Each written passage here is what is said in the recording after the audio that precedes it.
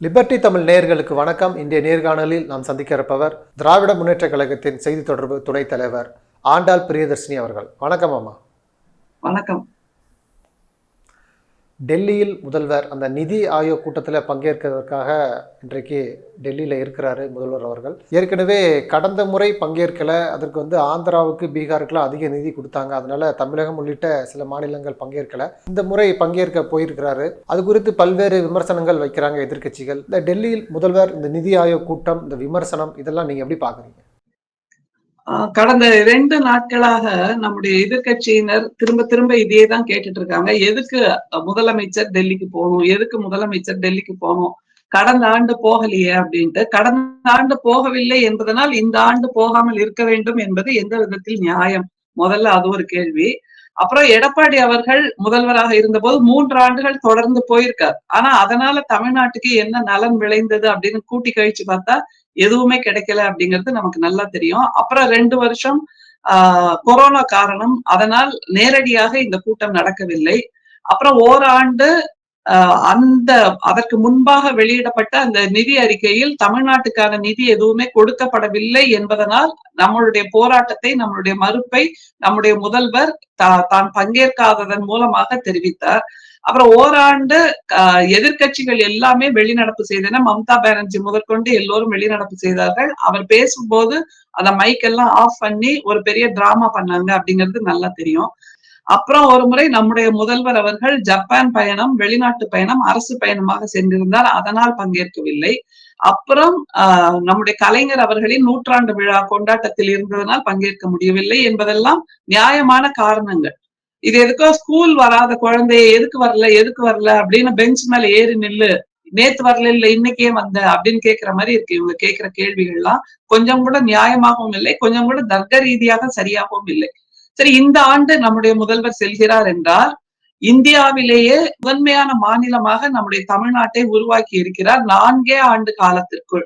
அதுவும் எப்படிப்பட்ட 4 ஆண்டுகள்? கொஞ்சம் கூட நம்முடைய ஒன்றியத்தின் ஒத்துழைப்பு இல்லாமல், ஒன்றியத்தின் நிதி ஆதரவு இல்லாமல், ஒன்றியத்தின் கொள்கை முடிவுகள் எதற்குமே தமிழ்நாட்டுக்கு ஆதரவாக இல்லாமல், தமிழ்நாட்டுக்கு சாதகமாக இல்லாமல், தமிழ்நாட்டின் வளர்ச்சி பணிகளுக்கு ஒன்றியமோ, பிரதமரோ, நிதியமைச்சரோ, உள்துறை அமைச்சரோ யாருமே உதவிக்கரம் நீட்டாமல் இருக்கின்ற அந்த சூழ்நிலையிலும் கூட நம்முடைய முதல்வர் தமிழ்நாட்டை முதன்மை மாநிலமாக உருவாக்கி காட்டியிருக்கிறார். அந்த பெருமையோடு அவர் செல்கிறார். எடப்பாடி அவர்கள் இருந்த போது எதற்காக சென்றால் திரும்ப திரும்ப எடப்பாடி அவர்கள் தான் கேட்கிறார்கள், வெள்ளை கொடி ஏந்திட்டு போறாரா, வெள்ளை கொடி ஏந்திட்டு போறாரா? நம்முடைய வெள்ளைக்கொடிக்கு வேலை வந்துருச்சுங்கிறாரு. குடும்ப நலனுக்காக போறாரு. வெள்ளை குடைக்கு வேலை வந்துடுச்சு அப்படிங்கிறாரு. அப்போ இவர் 3 முறை போனார் இல்லையா? அப்போ வெள்ளை குடை ஏந்திதான் போனாரா, அல்லது அங்கே இருந்து வரக்கூடிய அந்த இடி ரெய்டு அல்லது இன்கம் டாக்ஸ் ரெய்டு, அமலாக்கத்துறையின் கண்டனங்கள், அமலாக்கத்துறையின் சூழ்ச்சிகள், அமலாக்கத்துறையின் கைதுகள், இதுல இருந்தெல்லாம் தப்பிக்கிறதுக்கு தான் எடப்பாடி அவர்கள் அப்ப 3 முறை தொடர்ந்து போனாரா? இல்லை, நாங்கள் உங்களுக்கு அடிமை பத்திரம் எழுதி கொடுத்து விட்டோம், நீங்கள் என்ன வேண்டுமானாலும் செய்யுங்கள், எப்படி வேண்டுமானாலும் எங்களுடைய தலையில் மிளகாய் அறையுங்கள் என்று சொல்வதற்காக போனாரா? ஒரு முதல்வர் என்பவர் ஜனநாயக கடமை ஆற்றும் போது இப்படியான கூட்டங்களில் பங்கேற்பது என்பது இயல்பான ஒரு விஷயம். மக்களின் உரிமைக்காக குரல் கொடுக்கிறேன் என்று நம்முடைய முதல்வர் சொல்கிறார். நம்முடைய தமிழ்நாட்டின் நிதி உரிமைக்காக போகிறேன் என்று சொல்லும் போது கூட அதை காதில் வாங்காமல் வெள்ளை குடைக்கு வேலை வந்துடுச்சா அப்படின்னு கேட்டா இது எந்த விதத்தில் ஒரு எதிர்கட்சி தலைவருக்கு அழகாக இருக்க முடியும்? யோசிச்சு பாருங்க. கொஞ்சம் கூட தமிழ்நாட்டின் நலனுக்காக இவர் வேலையே செய்யவில்லை. எதிர்கட்சி தலைவர் எடப்பாடி அவர்கள் முதல்வராக இருந்த போதும் தமிழ்நாட்டு நலனை காவு கொடுத்தார், எதிர்கட்சி தலைவராக இருக்கின்ற போதும் தமிழ்நாட்டு நலனை காவு கொடுக்கிறார். அதை தவிர தமிழ்நாட்டை முற்ற முழுக்க அழித்தொழிக்க வேண்டும் என்று கங்கணம் கட்டிக்கொண்டு வேலை பார்க்கின்ற பிஜேபியோடு இவர் கூட்டணி வைத்திருக்கிறார் என்றால் அதிமுகவை பற்றி பொதுமக்கள் ஒரு முடிவுக்கு வந்துவிட்டார்கள். தமிழ்நாட்டு நலனுக்கு அதிமுகவும் பிஜேபியும் தான் மிகப்பெரிய எதிரிகள். அப்படிப்பட்ட 2 எதிரிகள் கைகோர்த்து நிற்கும் போது அவர்களை நாம் முற்ற முழுக்க கைகழுவ வேண்டும், இல்லாமல் ஆக்க வேண்டும் என்ற முடிவை தமிழ்நாட்டு மக்கள் எப்போதோ எடுத்து விட்டார்கள். அதை மீண்டும் மீண்டும் நிரூபணம் செய்வது போல் இவர் நம்முடைய முதல்வரின் தில்லி பயணத்தை கொச்சைப்படுத்தி கேள்வி கேட்டு ஜனநாயகமற்ற முறையில் மக்களின் உரிமைக்காக செல்லுகின்ற ஒரு முதல்வரை பார்த்து ஜனநாயகமற்ற முறையில் கேள்வி கேட்பது, கேலி செய்வது, எள்ளல் செய்வது, எகத்தாளம் செய்வது என்பது மீண்டும் மீண்டும் எடப்பாடி அவர்கள் தன்னுடைய முகத்திரையை கிழித்து காட்டிக் கொண்டிருக்கிறார். அவருடைய உள்ளே அவருடைய மனம் இப்படி அழுகி போயிருக்கிறது. தன்னை காப்பாற்றிக் கொள்ள வேண்டும், தன்னுடைய மகன் மித்துனை காப்பாற்ற வேண்டும், தங்கள் மீது ஈடிரை வராமல் இருப்பதற்கு பிஜேபியிடம் அடிமை பத்திரம் எழுதி கொடுத்து விட வேண்டும் என்கின்ற ஒற்றை நிலைப்பாட்டை தான் இது காட்டுகிறது. சரியான எதிர்கட்சி தலைவராக அவர் பணிபுரியவில்லை என்பதை காட்டுகிறது. அவர் மட்டும் இல்ல, இப்ப சீமான் சொல்றாரு, தமிழிசை சொல்றாங்க, ஒட்டுமொத்த எதிர்கட்சிகளும் இதே குரலை தானே ஒழிக்கிறாங்க. ரைடுக்கு பயந்து போயிட்டாரு, டெல்லிக்கு போக வேண்டிய அவசியம் என்ன, சொன்ன சொல்லுல இருந்து பின்வாங்கிட்டாரு, அப்படி இப்படின்னு இந்த போன்ற விமர்சனங்கள் எல்லா கட்சிகளுமே வைக்கிறாங்க. இல்ல, இது புரியவே இல்லை. டெல்லிக்கு போகவே மாட்டேன் அப்படின்னு நம்முடைய முதல்வர் என்றைக்காவது சூளுரைத்திருக்கிறாரா? தேவையில்லாமல் டெல்லிக்கு போகவே மாட்டேன், அந்த பக்கமே தலை வைத்து படுக்க மாட்டேன், அந்த பக்கத்தின் அந்த திசையே அந்த திசைக்கே நான் நகர்ந்து செல்ல மாட்டேன் அப்படின்னு என்னைக்காவது சொல்லியிருக்காரா? என்றைக்கெல்லாம் தமிழ்நாட்டு நலனுக்கு கெடுதி வருகிறதோ, என்றைக்கெல்லாம் தமிழ்நாட்டு மக்களுக்கு எதிராக ஒன்றிய அரசு சட்டங்கள் போடுகிறதோ அதை எதிர்த்தும் விமர்சித்தும் கேள்வி கேட்கக்கூடிய திராணி உள்ள, முதுகெலும் உள்ள, தைரியம் உள்ள, அச்சமற்ற முதல்வராக நம்முடைய முதல்வர் மட்டும்தான் இருக்கிறார். நீங்கள் பட்டியல் போட்டீங்கல்ல, எதிர்கட்சியினர், இபிஎஸ், அப்புறம் தமிழிசை, சீமான் அப்படின்னு எல்லாம், அவங்க எல்லாமே ஒரே டீம் தான்ப்பா. பெயர்கள் தான் வேற வேற. இந்த கட்சி அந்த கட்சி அப்படின்னு பெயர்கள் தான் வேற தவிர அவர்கள் எல்லாமே பிஜேபியின் அடிவருடிகள், பிஜேபியின் அடிமைகள். அதனால இவர்கள் கேட்கின்ற இந்த கொச்சைத்தனமான கேள்வி அர்த்தமே இல்லாததாக இருக்கிறது. நம்முடைய முதல்வர் என்றைக்காவது சொல்லி இருக்கிறாரா, நாங்க தில்லி பக்கமே தலை வைத்து படுக்க மாட்டேன், தில்லி இருக்கும் திசைக்கே நான் போக மாட்டேன் என்று? அப்படி இல்லையே. எப்போதெல்லாம் வாய்ப்பு வருகிறதோ, எப்போதெல்லாம் தேவை ஏற்படுகிறதோ அப்போதெல்லாம் சென்று நம்முடைய தமிழ்நாட்டின் குரலைத்தான் அங்கே ஒலித்து விட்டு வந்திருக்கிறார். எடப்பாடியை போல் முக்காடு போட்டுக்கிட்டு எங்க போறீங்கன்னு கேட்டா, அதிமுக ஆபீஸ்க்கு போறேன், அங்க உள்ள கர்ட்டனை எல்லாம் சரியா செலக்ட் பண்ண போறேன்னு சொல்லிட்டு மக்களுக்கு தெரிவிக்காமல், தமிழ்நாட்டு மக்களுக்கு தெரிவிக்காமல், சட்டமன்றம் நடந்து கொண்டிருக்கின்ற போது அங்கே அமித்ஷாவின் வீட்டுக்கு போறது. அப்ப அமித்ஷாவின் வீடுதான் அதிமுக அலுவலகமா? அமித்ஷாவின் காலில் விழுந்து வருவதுதான் அங்கே போய் கர்ட்டன் வாங்குகின்ற வேலையா? அதை முதல்ல சொல்லுங்க. 3 கார் எதுக்கு மாறி போகணும்? யாரும் கண்டுபிடித்து விட முடியாதபடிக்கு நம்முடைய முதல்வர் சொல்லிவிட்டு செல்கிறார். இந்த நிதி ஆயோக் கூட்டம் என்பதை ஒன்றிய அரசு தான் நிர்ணயித்திருக்கிறது, நிதி ஆயோக் தான் நிர்ணயித்திருக்கிறது. அதில் கலந்து கொள்ள செல்கிறேன் என்று தன்னுடைய ஐட்டினரியை வெளியிட்டு வெளிப்படையாக செல்கிறார். கார் மாறி முக்காடு போட்டுட்டு போகல, மக்களுக்கு தெரிவித்து விட்டு செல்கிறார். அந்த துணிச்சல், அந்த நேர்மை, இதை பார்த்துதான் இவர்களுக்கு அச்சமாக இருக்கிறது. ஐயோ, யாரும் பார்க்காத மாதிரி நான் ஓடினேனே, நம்முடைய முதல்வர் இப்படி வெளிப்படையாக கம்பீரமாக செல்கிறாரே, எல்லோரும் வரவேற்க அங்கே மேளதாளத்தோடு வரவேற்பை கொடுக்கின்ற அளவுக்கு கம்பீரமாக செல்கிறாரே, வெற்றி நாயகனாக செல்கிறாரே, தமிழ்நாட்டு மக்களின் நலனுக்காக குரல் கொடுக்க செல்கிறாரே என்கின்ற பதட்டம் எடப்பாடி அவர்களுக்கு இருக்கிறது. தமிழிசையெல்லாம் வாயை திறக்க வேண்டும். அவங்க சும்மா ஓரமா உட்கார்ந்தா போதும். அவங்களையெல்லாம் ஒரு பொருட்டா மதிச்சு நம்ம பேசுறது கூட நமக்கான கௌரவ குறைச்சல் என்று நான் நினைக்கிறேன். அது மாதிரி நாம் தமிழர் கட்சியை சார்ந்த சீமான் அவர்களை பற்றியும் நாம் எதுவுமே பேசாமல் இருப்பது நமக்கு மரியாதை. ஏன்னா பாதி நேரம் அவர் பிரஸ் மீட்ல எப்படியான நிலையில் வந்து பேசுகிறார் என்பதை நாம் பார்த்து கொண்டே இருக்கிறோம். பெண்களை எவ்வளவு தூரம் கேவலப்படுத்தி, கொச்சைப்படுத்தி, அதிலும் அந்த சமைந்த பெண்கள் என்று அவர் சொன்ன வார்த்தையெல்லாம் நினைச்சாலே கொமட்டுது. இப்படி கூட இந்த 21ஆம் நூற்றாண்டில் ஒரு மனிதன் இருக்க முடியுமா? ஒரு ஆண்மகன் இருக்க முடியுமா? இப்படி கேடுகெட்ட வார்த்தைகளை பேச முடியுமா என்பதையெல்லாம் பார்க்கும்போது இவர்களை எல்லாம் தமிழ்நாட்டு மக்கள் புறம் தள்ள வேண்டும். ஏனென்றால் தமிழ்நாட்டு இளைஞர்கள், பெண்கள், இவர்களுடைய எதிர்காலத்துக்கு மிகப்பெரிய அச்சுறுத்தல் இவர்கள். தமிழ் மொழிக்கு, தமிழ்நாட்டு மக்களுக்கு, பெண்களின் மாண்புக்கு மிகப்பெரிய அச்சுறுத்தல் பிஜேபி, ஏடிஎம்கே, நாம் தமிழர் கட்சி. பொள்ளாச்சி வழக்கில் 9 குற்றவாளிகளை ஆயுள் தண்டனை கொடுத்திருக்கிறது என்றால் இவர்கள் அத்தனை பேரும் பெண்களுக்கு எதிரானவர்கள் என்பதை நாம் புரிந்து கொள்ள வேண்டும். இப்படியான சூழலில் இருந்து தமிழ்நாட்டு மக்களை காப்பாற்றக்கூடிய ஒரே தலைவர் நம்முடைய முதல்வர் மட்டும்தான். எனவே எதிர்கட்சியினர் புலம்புகிறார்கள்.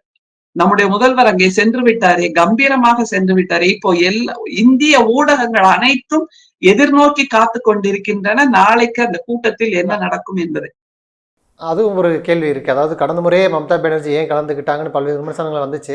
ஆனால் கலந்ததுக்கப்புறம் மம்தா பானர்ஜி 5 நிமிடம் தான் டைம் கொடுத்தாங்க, மைக் ஆஃப் பண்ணிட்டாங்க உள்ளிட்ட பல்வேறு விஷயங்களை வெளியே கொண்டு வந்தாங்க. தொடர்ச்சியாக ஒன்றிய அரசுக்கு எதிர்ப்பு தெரிவிக்கக்கூடிய, கருத்து மோதல் உள்ளக்கூடிய ஸ்டாலின் அவர்கள் அதில் கலந்துக்க போயிருக்கிறாரு. நாளைக்கு என்ன நடக்கும், தன்னோட நேருக்கு நேராக சந்திக்க போறாரு, என்ன மாதிரி கேட்க போறாரு, என்ன மாதிரி கேள்விகள், அப்படி இப்படின்னு பல்வேறு விஷயங்கள் இருக்கு. எப்படி நடக்கும்னு பாக்குறீங்க நாளைக்கு? அஜீஸ், நீங்க கேக்குற கேள்வியிலேயே அதுக்கான பதில் இருக்கு. தொடர்ந்து ஒன்றிய அரசை எதிர்க்கக்கூடியன்னு கேக்குறீங்க. எதுக்காக எதிர்க்கிறார் நம்முடைய முதல்வர்? அத முதல்ல சொல்லுங்க. குழந்தைத்தனமா நீ எனக்கு பொம்மை கொடுக்கல. நம்முடைய தமிழ்நாட்டு உரிமை, கல்விக்கான நிதியை கொடுக்க வேண்டும் என்பது தமிழ்நாட்டின் உரிமை. நாம கொடுக்கிற வரி பணத்தை நீ புடுங்கி வச்சுக்கிட்டு எங்களுக்கு சேர வேண்டிய பணத்தை கொடுக்காமல் இருக்கிறாயே என்று கேட்பது எப்படிப்பட்ட துணிச்சலான மனநிலை? அத முதல்ல பாருங்க. எப்போதும் எதிர்த்து கொண்டிருக்கின்ற மனநிலை அப்படின்னு சொல்றது தவறு. எதற்காக? நம்முடைய உரிமைக்காக குரல் கொடுக்கிறார். எப்போதும் ஒன்றியம் தமிழ்நாட்டு மக்களுக்கு வஞ்சனை செய்கின்ற ஒன்றியம் அப்படின்னு ஏன் கேள்வியை மாத்தி கேட்க மாட்டேங்கிறீங்க? எப்போதும் தமிழ்நாட்டு மக்களுக்கு வஞ்சனை செய்கின்ற பிரதமர், வஞ்சனை செய்கின்ற ஒன்றியம், வஞ்சனை செய்கின்ற நிதி ஆயோக் நாளைக்கு எப்போதும் உரிமை குரல் கொடுக்கின்ற முதல்வரை எப்படி எதிர்நோக்கும்? அப்படி கேள்வியை ஃப்ரீஸ் பண்ணுங்க, அப்ப சரியா இருக்கும். எனவே நம்முடைய முதல்வர் கேள்வி கேட்கிறார் என்பது நம்முடைய உரிமைக்காக கேட்கிறார். நீங்கள் கலந்து கொள்றது பாஜகவுக்கு தான் அச்சத்தை ஏற்படுத்தும் சொல்ல வரீங்களா? நிச்சயமா. நீங்கள் பாஜகவுக்கு அழுத்தம் என்பதை தவிர பாஜக செய்கின்ற அநீதிகள் அதை தான் உரிமையாக கேட்கிறோம். நாம் அதை வெளிப்படுத்துகிறோம், வெட்ட வெளிச்சமாக்குகிறோம். நீங்கள் ஊருக்கெல்லாம் நியாயம் பேசுகிறீர்கள், உலக நாடுகளின் சண்டையை தீர்த்து வைக்கிறேன் என்கிறீர்கள், விஸ்வகுரு என்கிறீர்கள். ஆனால் நம்முடைய இந்தியாவில் இருக்கக்கூடிய ஒரு மாநிலம், எல்லாவற்றிலும் முதன்மையாக இருக்கக்கூடிய ஒரு மாநிலம், அதற்கு நீங்கள் நீதியாக இல்லை, அதற்கு நீங்கள் நியாயமாக இல்லை.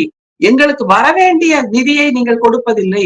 எங்களுடைய கல்விக்கான நிதியை கொடுக்காமல் இருப்பதால் நீங்கள் தமிழ்நாட்டு மக்களின் குழந்தைகளின் கல்வி உரிமையை இல்லாமல் ஆக்குகிறீர்கள். தமிழ்நாட்டு மக்களின் குழந்தைகளின் எதிர்காலத்தை கேள்விக்குறியானதாக்குகிறீர்கள் என்பதைத்தானே முதல்வர் கேட்கிறார். அதே மாதிரி மகாத்மா காந்தி நரேகா திட்டம் என்பது காங்கிரஸ் அரசால் கொண்டு வரப்பட்ட திட்டம் என்ற ஒற்றை காரணத்தால் அதற்கான நிதியை கொடுக்காமல் இருக்கிறீர்கள் என்று நம்முடைய முதல்வர் கேட்கிறார். அதிலும் அந்த கிராமத்தில் இருக்கக்கூடிய பெண்கள் அவர்களுடைய வாழ்வாதாரத்தை கை வைக்கிறார்கள், அவர்களுடைய வயிற்றில் அடிக்கிறார்கள் ஒன்றியத்தில் இருப்பவர்கள். அவர்களுடைய வாழ்வாதாரத்தை பற்றி கொஞ்சம் கூட கவலைப்படவில்லை நம்முடைய பிரதமர் என்னும் போது அதைத்தானே நம்முடைய முதல்வர் கேள்வி கேட்கிறார். எனவே இப்படி நம்முடைய நியாயத்துக்காக, நேர்மைக்காக, நம்முடைய நீதிக்காக குரல் கொடுக்கின்ற நம்முடைய தமிழ்நாட்டு முதல்வரை நிதி ஆயோக் எப்படி எதிர்கொள்ள போகிறது? பிரதமர் எப்படி கண்ணோடு கண் பார்க்க போகிறார்? நம்முடைய முதல்வரின் கண்களை எதிர்நோக்கி அவர் ஒரு கேள்வியை கேட்டாரானால் நிச்சயமாக நீங்கள் இதற்கான பதிலை கொடுத்தாக வேண்டும். தமிழ்நாட்டு மக்களுக்கு நீங்கள் என்ன பதில் சொல்கிறீர்கள் மிஸ்டர் மோடி என்பதைத்தான் நம்முடைய முதல்வர் கேள்வியாக கேட்க முடியும். எந்த இடத்திலும் அநீதி, எந்த இடத்திலும் வஞ்சகம், எந்த இடத்திலும் மாற்றாந்தாய் மனப்பான்மை. அந்த மாற்றாந்தாய் மனப்பான்மை என்கின்ற செக்ஸிஸ்ட் வேர்டு கூட எனக்கு பிடிக்காது.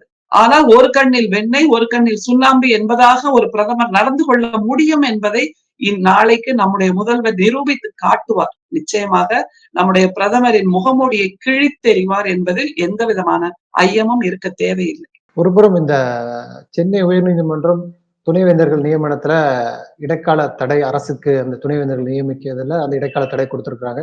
இந்த சூழல்ல முதல்வர் டெல்லி பயணம், ஏற்கனவே தமிழ்நாடு அரசு மேல்முறையீடு பண்ணியிருக்கிறாங்க உச்சநீதிமன்றத்துல அந்த இடைக்கால தடையை. இதை எப்படி பாக்குறீங்க? எனக்கு ஒண்ணு புரியல. நான் ஒரு நீதித்துறை விற்பனர் இல்லை, அதை பற்றி அதிகமான புரிதல் எனக்கு இருக்கா இல்லையாங்கிறத தாண்டி பொதுமக்கள் என்னிடம் சொல்லுகின்ற அந்த கேள்விகளை உங்கள் மூலமாக நான் பொது வெளியில் வைக்க விரும்புகிறேன். பொதுவாக நம்முடைய நீதிமன்ற அமைப்பில், அந்த கட்டமைப்பில் கீழமை நீதிமன்றம், அப்புறம் உயர் நீதிமன்றம், உச்ச நீதிமன்றம், அபெக்ஸ் கோர்ட் என்கின்ற அந்த அடுக்குகள் இருக்கு. இப்ப உச்ச நீதிமன்றம் தான் நீதி பரிபாலனத்தில் மிக உயர்ந்த இடத்தில் இருக்கக்கூடியது. கீழமை நீதிமன்றத்தில் ஒரு வழக்கு நமக்கு சாதகமாக இல்லை, நமக்கு ஏற்ற நீதி கிடைக்கவில்லை என்றால் நாம் அப்பீல் செய்து உச்ச நீதிமன்றத்துக்கு சென்று நீதியை பெறுகிறோம் இல்லையா அஜீஸ்?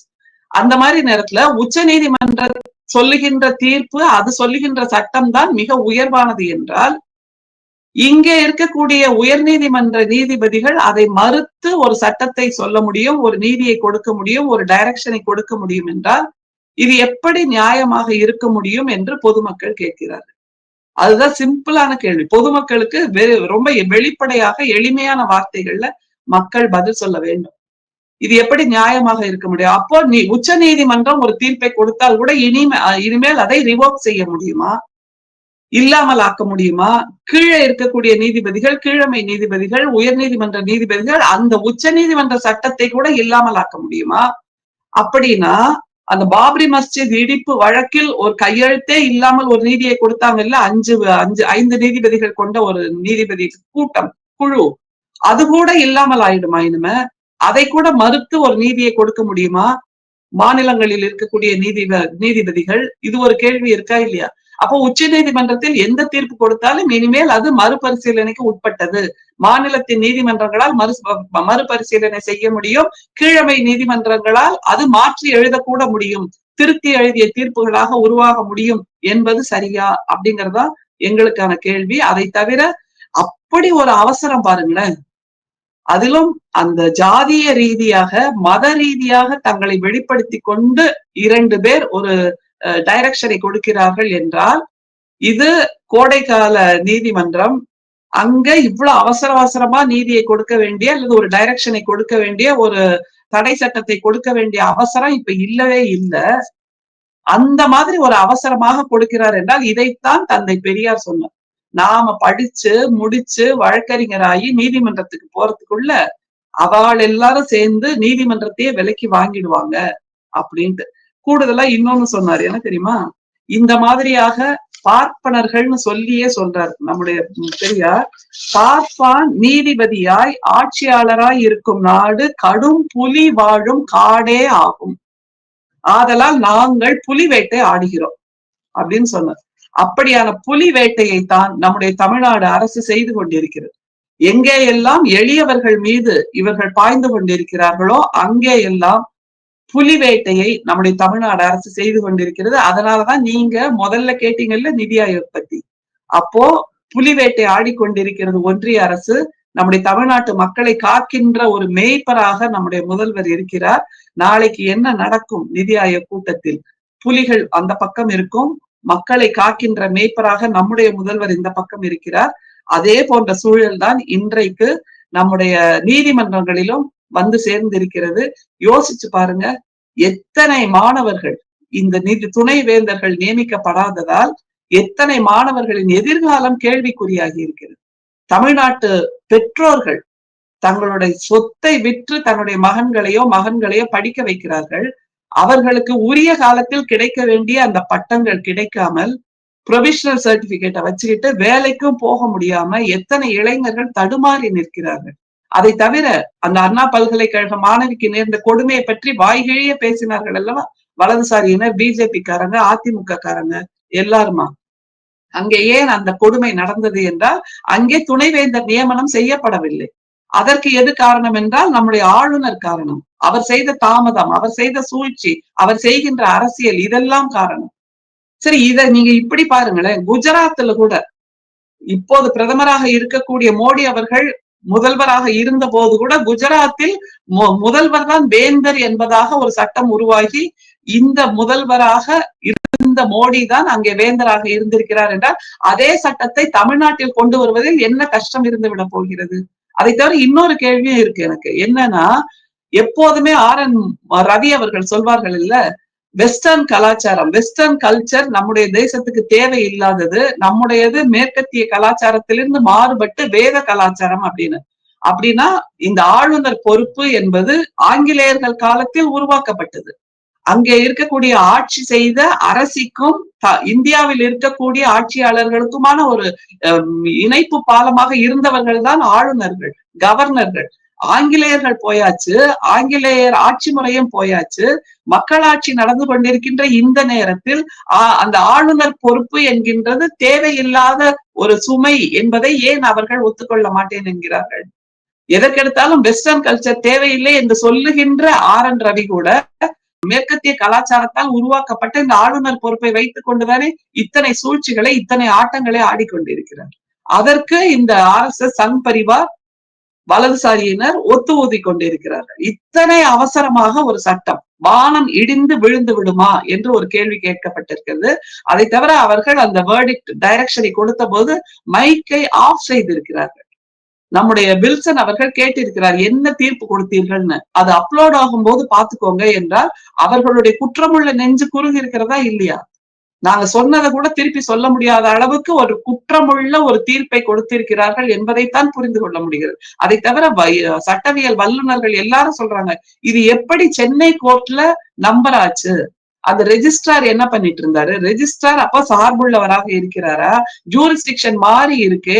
திருநெல்வேலியில இருந்த ஒரு வழக்கறிஞர் மதுரை கோர்ட்ல தானே போட முடியும். இப்படியாக பல இக்கட்டுகளை இதில் சுட்டி காட்டுகிறார்கள். இவ்வளவு ஹேர்டல்ஸை தாண்டி எப்படி இங்கே நம்பர் ஆச்சு? ஜூரிஸ்டிக்ஷன் வேற, மதுரை கோர்ட்ல தான் இது நம்பர் ஆயிருக்கணும்.